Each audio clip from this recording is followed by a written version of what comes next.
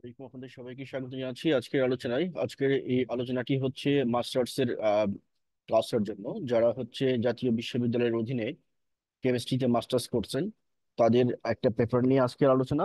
এবং এই পেপারটা হচ্ছে আমরা আহ, আপনার হচ্ছে আহ, যদি মাস্টার্স এর সিলেবাসটা আপনাদের কাছে থাকে তাহলে একটু নিতে পারেন। এটি হলো special topics in physical chemistry. এই যে পেপারটা রয়েছে আপনাদের মাস্টার্স, এই পেপারটার আমরা আলোচনা করব আছে হচ্ছে morphology in crystalline polymer, chapter 6, অধ্যায় 6-এর যে কন্টেন্ট গুলো রয়েছে সেই কন্টেন্ট গুলোর নিয়ে আলোচনা।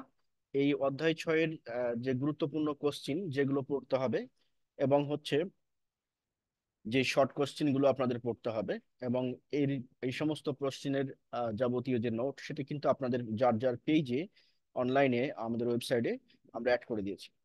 সো যাদেরটা এখনো হয়নি তাদেরটাও পেয়ে যাবেন দ্রুত, কারণ আমরা তো আজকে শুরু করলাম চ্যাপ্টার 6-এর দ্বিতীয় লেকচার।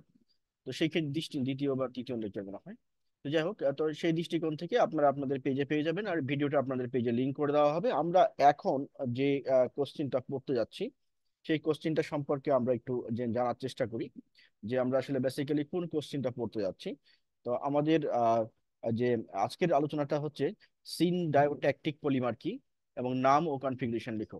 আমরা সাধারণত অনেকগুলো কোশ্চিন আমরা হচ্ছে নোট থেকে আপনাদেরকে লাইন বাই লাইন বুঝিয়ে দিয়েছি, প্রতিটা লাইন বুঝে বুঝে পড়ার জন্য, যাতে করে এটা দীর্ঘমেয়াদী আপনারা মনে রাখতে পারেন। এবং মনে রাখার জন্য স্পেশাল যে টিপস, কিভাবে কেমিস্ট্রি দীর্ঘমেয়াদী মনে রাখবেন, সেটিও কিন্তু আমি ধারাবাহিকভাবে বলার চেষ্টা করেছি, এবং যেটুকু বাকি আছে সেটুকু সামনে পেয়ে যাবেন।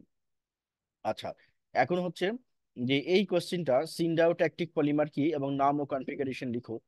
এই এই কোশ্চিনটা পরীক্ষায় বিগত বছরে 22 বছরের কোশ্চিন যদি অ্যানালাইসিস করেন তাহলে হচ্ছে পরীক্ষায় বেশ কয়েকবার আসছে। একটা কোশ্চিন পরীক্ষায় ভালো রেজাল্টের জন্য যে যে কয়টা জিনিস ফলো করা দরকার আপনাদেরকে আগে বলেছি। যে কয়টা জিনিস ফলো করা দরকার আপনাদের পেজে যে রেকর্ডেড ভিডিওগুলো আছে এর মধ্যে পেয়ে যাবেন। তো এর মধ্যে একটি গুরুত্বপূর্ণ হচ্ছে আমি একটা চ্যাপ্টার থেকে কোন কোশ্চেন গুলো আমাদের আমাদের পড়া অবশ্যই দরকার পরীক্ষায় ভালো করার জন্য, আর কোন কোশ্চেন গুলো আমার জানার জন্য ভালো জানা দরকার, পড়া দরকার। কারণ হচ্ছে যে পরীক্ষায় ভালো করা এবং জানা দুটো দুটো কিন্তু দুই জিনিস। পরীক্ষায় ভালো করতে গেলে আপনাকে জানতে হবে, আর জানার মধ্যে ভালো জানতে হলে আপনাকে পরীক্ষায় ভালো করার বা পরীক্ষায় পাশ করা বা পরীক্ষায় ভালো মার্কস তোলার বাইরেও কিছু কাজ করতে হয়। তো সেই কাজটি এখন না, এটি হচ্ছে আপনার কোর্স কমপ্লিট হওয়ার পরে যদি আপনার হাতে সময় থাকে তখন আপনি সেই কাজগুলো করবেন। এখন কাজ হচ্ছে পরীক্ষায় আমি একটা ভালো মার্কস তুলবো, পরীক্ষায় আমি একটা ভালো মার্কস তুলবো।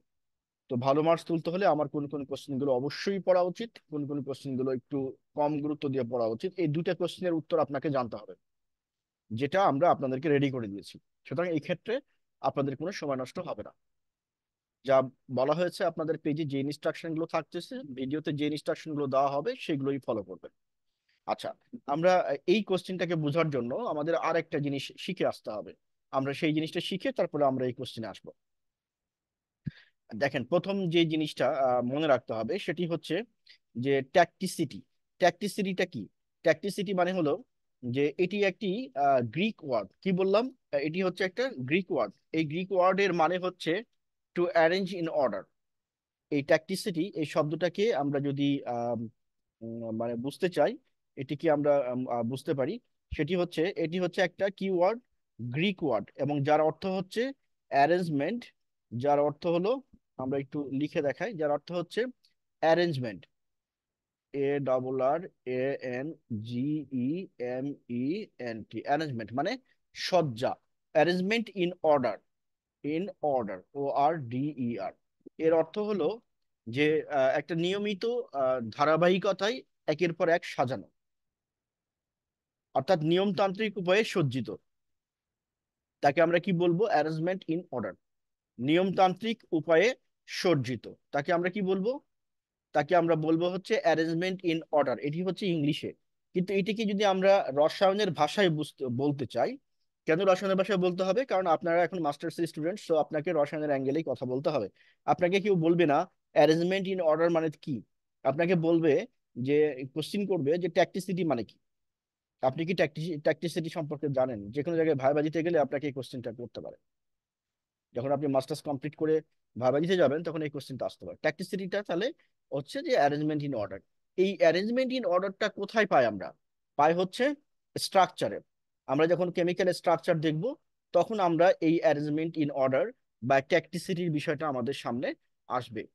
এই অ্যারেঞ্জমেন্ট ইন অর্ডারের উপরে ভিত্তি করে আমরা পলিমারের ক্লাসিফিকেশনটা করে থাকি, যেটি আপনাদের অধ্যায় 6-এ আলোচনার বিষয়, মরফোলজি ইন ক্রিস্টালাইন পলিমার, মাস্টার্সের কোর্সে। তো এটা হচ্ছে কোর্স পেপার হচ্ছে 312801, ক্রেডিট হচ্ছে 4, এবং পেপারের নাম হচ্ছে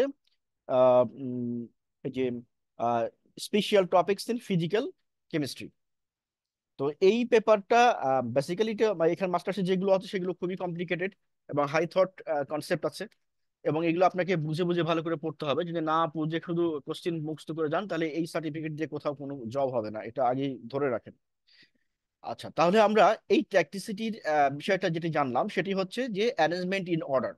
এবং এই অ্যারেঞ্জমেন্ট ইন অর্ডার কেমিস্ট্রিতে কোথায় পাওয়া যায়? একটা যৌগের কেমিক্যাল স্ট্রাকচার যদি আপনি অ্যানালাইসিস করেন তখন আপনি এটা বুঝতে পারবেন।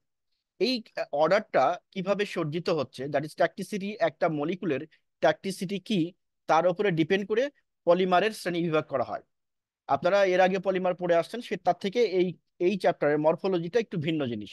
মরফোলজি মানে হচ্ছে শরীরবৃত্তীয় ঘটনা যেটি, হ্যাঁ মরফোলজি, সেটি সম্পর্কে আমরা জানবো স্ট্রাকচার। যেমন এখানে দেখেন, আমরা আমাদের সিলেবাস অনুযায়ী আমরা দুটা জিনিস শিখবো, একটা হচ্ছে আইসোট্যাকটিক আর একটা হচ্ছে সিনডিওট্যাকটিক। এই দুটো জিনিস শেখার পরে আমরা আমাদের কোশ্চেনের উত্তর বোঝার জন্য চেষ্টা করব, কারণ এটা না হলে আমরা বুঝতে পারবো না। তো এখানে দেখেন যে আইসোট্যাকটিক, আইসো মানে সমান, আর ট্যাকটিক মানে অর্ডার। আমরা তো ওই যে ট্যাকটিসিটি বুঝে আসলাম, তার মানে সমান অর্ডার। অর্থাৎ একটা যৌগ গঠিত হবে, সেই যৌগটা একটা নির্ধারিত নিয়মে বা নির্ধারিত অর্ডারে পরস্পর যুক্ত হবে, সেটাকে আমরা কি বলবো? আইসোট্যাকটিক। আচ্ছা, এইখানে আরেকটা জিনিস মনে রাখতে হবে এই আইসোট্যাকটিকের ক্ষেত্রে, এই যে পার্শ্ব শিকল গুলো যুক্ত হবে সেগুলো যে কোনো একদিকে যুক্ত হবে, অর্থাৎ সিস কম্বিনেশন হবে, ট্রান্স না, সিস কম্বিনেশন হবে। তাহলে আমি দুটো জিনিস বলেছি, আইসোট্যাকটিক মনে রাখার জন্য প্রথমে আমরা ট্যাকটিসিটি বুঝেছি, তারপরে আমরা আইসোট্যাকটিসিটি বুঝতেছি। আইসোট্যাকটিসিটি মানে একটা একটা চেইন, একটা সিকল, একটা স্ট্রাকচার, যেটা আপনার স্ক্রিনে দেখতে পাচ্ছেন, এটি হচ্ছে আমাদের একটা স্ট্রাকচার। তো এই স্ট্রাকচারে প্রথমটা যদি আমরা দেখি, এটি হচ্ছে আমাদের একটা স্ট্রাকচার। এই স্ট্রাকচারে যে দেখেন, এটি হচ্ছে আমাদের একটা স্ট্রাকচার।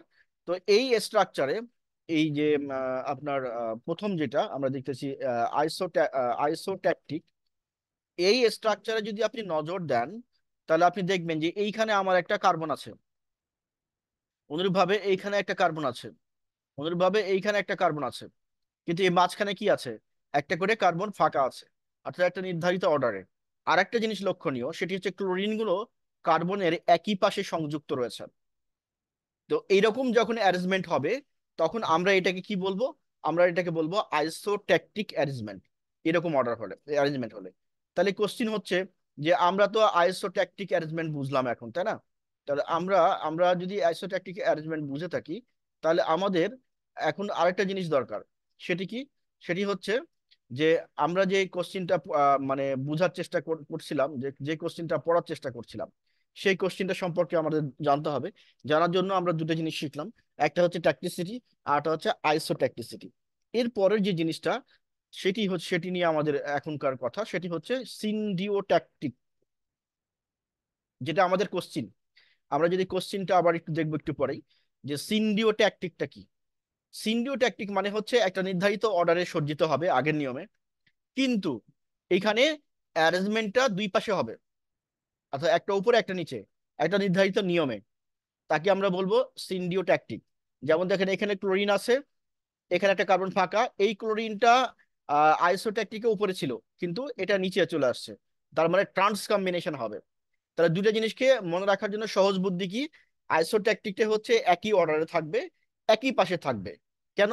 যে আইসো মানে হচ্ছে সমান, বুঝতে পারছেন কি? এটা দিয়ে মনে রাখবেন। আর সিন্ডিওট্যাকটিক কি? সিন্ডিওট্যাকটিক মনে রাখা হচ্ছে আইসোর বিপরীত। আইসো মানে কি? একই অর্ডারে থাকবে, সিন্ডিওট্যাকটিকে একই অর্ডারে থাকবে। আইসো মানে হচ্ছে একই দিকে ছিল, কার্বনের হয় উপরে না হয় নিচে, কিন্তু সিন্ডিওট্যাকটিকে উপরেও থাকবে, নিচেও থাকবে। আশা করছি যে সিনোট্যাকটিক আর ভুলবেন না আপনারা, এখান থেকে মনে রাখতে পারবেন এবং এটা পড়ারও দরকার হবে না। এই ভিডিওটা যদি যদি কেউ দেখে থাকেন তাহলে আপনাদের এটি পড়ার দরকার হবে না। আচ্ছা, এরপর আসেন আমাদের কোশ্চিন কি, সিন্ডিওট্যাকটিক পলিমার কি, নামকরণ ও কনফিগারেশন লিখতে বলতেছে। নামকরণ ও কনফিগারেশন লিখতে বলছে। এখন এই কোশ্চিনটার উত্তর আমরা যদি পড়তে চাই তাহলে আমরা কিভাবে পড়বো সেটি হচ্ছে আমাদের এখন বিষয়। তো এটির জন্য যে নোটটা, সে নোটটা কিন্তু আপনাদের করে দেওয়া আছে, আপনাদের পেজেই পেয়ে যাবেন। এই আইসোট্যাকটিক এবং সিন্ডোট্যাকটিকের বিস্তারিত যে পরীক্ষার খাতায় যেটা লিখবেন আর কি। আর এখন হচ্ছে আমরা এই কোশ্চিনটা ডিটেইলসটা আর একবার একটু দেখার চেষ্টা করবো এখন। তাহলে আমরা শুরু করি। যে আমরা দেখলাম যে সিন্ডিওট্যাকটিক শব্দের অর্থটা কি, সেটি জানলাম। আরেকটা আরেকটা ইনফরমেশন খুব ইম্পর্টেন্ট এখানে আপনাদের মনে রাখার জন্য, সেটি হচ্ছে এটা হচ্ছে জিগলার, জি, ZIG, হ্যাঁ, GLAR, জিগলার নাটা, NATA, নাটা, হ্যাঁ। দুইজন সায়েন্টিস্ট, একজন হচ্ছে জার্মানি আর একজন হচ্ছে ইটালি। এটি হচ্ছে জার্মানি আর এর নাটা হচ্ছে ইটালির। এই দুইজন সায়েন্টিস্টের একটা যে প্রভাবক আছে, এটা এই জিগলার নাটা প্রভাবক বলে, বা জিগলার নাটা ক্যাটালিস্ট বলা হয়। এই জিগলার নাটা ক্যাটালিস্ট বা জিগলার নাটা প্রভাবকের মাধ্যমেই আমরা আইসোট্যাকটিক আইসোট্যাকটিক এবং সিন্ডিওট্যাকটিক ট্যাকটিক এই দুইটা পলিমার গঠন করে থাকি। অর্থাৎ আমরা এই দুই ধরনের পলিমার যদি ফরমেশন করতে চাই, ল্যাবরেটরিতে তৈরি করতে চাই, তাহলে আমাদেরকে জিগলার নাটা ক্যাটালিস্ট ইউজ করতে হবে। জিগলার নাটা ক্যাটালিস্ট, এই ক্যাটালিস্ট ইউজের মাধ্যমে আপনি আইসোট্যাকটিক এবং সিন্ডিওট্যাকটিক পলিমার তৈরি করতে পারেন। তার মানে হচ্ছে যে এই ধরনের পলিমার গুলো তৈরিকরণের জন্য আমাদের জিগলার নাটা ক্যাটালিস্ট ব্যবহার করা হয়। তাহলে এখন যদি আমরা সিন্ডিওট্যাকটিক পলিমারকে বোঝাতে চাই, তাহলে আমরা বুঝবো যে একই অর্ডারে থাকবে এবং ওপরে নিচে থাকবে, অর্থাৎ ট্রান্স কম্বিনেশন হবে। তো এই ধরনের যদি কোনো রিপিটিং ইউনিট বারবার রিপিট করে যুক্ত হয়ে কোনো পলিমার গঠন করে, তখন তাকে আমরা বলবো সিন্ডিওট্যাকটিক পলিমার। এরপরে আসেন হচ্ছে সিন্ডিওট্যাকটিক পলিমারের কনফিগারেশন। যেমন সিন্ডিওট্যাকটিক পলিমারের কনফিগারেশন আমরা দেখলাম কিছুক্ষণ আগে, আপনাদেরকে দেখাইছি। মাঝখানে একটা কার্বন ফাঁকা ছিল এবং দুই পাশে দুটা অ্যাড ছিল। এখন এখানে ক্লোরিন না হয়ে মিথাইল হইতে পারে, মিথাইল না হয়ে অন্য কোনো গ্রুপ হইতে পারে।